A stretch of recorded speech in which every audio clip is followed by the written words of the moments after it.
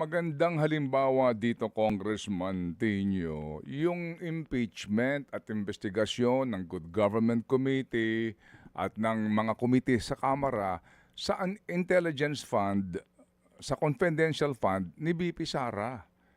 Nanggigil sila doon. Opo, ilang daang milyon yun. Nanggigigil ang lahat. Ay talaga naman. Pero ito pinag-uusapan, trilyon. Wala nang gigigil. Hindi ba? I mean, not for anything else, pero yun ang magandang halimbawa dito, Congressman, di ba? Sa confidential fund, talaga namang umabot na ho ng impeachment. Gigil na gigil. Opo, dito po sa mga voucher ng mga piatos-piatos na ito. Pero dito, ang pinag-uusapan natin, trilyon, walang nang gigigil. Congressman, well, siguro maliban sa inyo, ilan, hindi naman lahat, ilan ang mga miyembro po ng minority. Sa gigil-gigil naman talaga yung confidential fund. Kahit pa sabihin natin 612.5 billion. Opo, hindi, tama naman yung Congressman, if I may engage you. Tama naman yun, na ipurso natin yan. Kasi pera ng bayan yan eh. Hindi ba? Walang question doon. Hindi ko sinasabi na hindi tama iyon, na hindi makatarungan sa bayan yun. Tama po iyon. Nahabulin natin, papanagutin natin. Pero bakit dito, sa isyong ito, na mas malaki ng hindi hamak, para wala nang gigigil?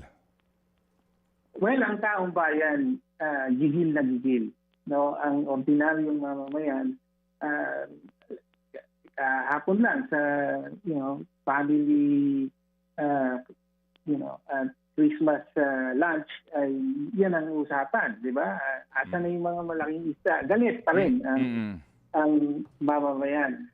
Pero nga, dahil damay-damay lahat ng mga mataas na opisyal, lahat ng makapangyarihan ay may interes na maging limited lamang ang damage sa investigasyong ito. Kaya nga, kung hindi tayo kikilos, ay maghahanay lang ng ilang mga scapegoat, tapos sasabihin ng Pangulo dyan, let's move on. Asikasuhin natin yung anti-dynasty bill. Opo, sige po. Yung kadena bill and so on. Sige po. Mga kapatid, brothers and sisters, saan ka pa? Dito na tayo sa totoo.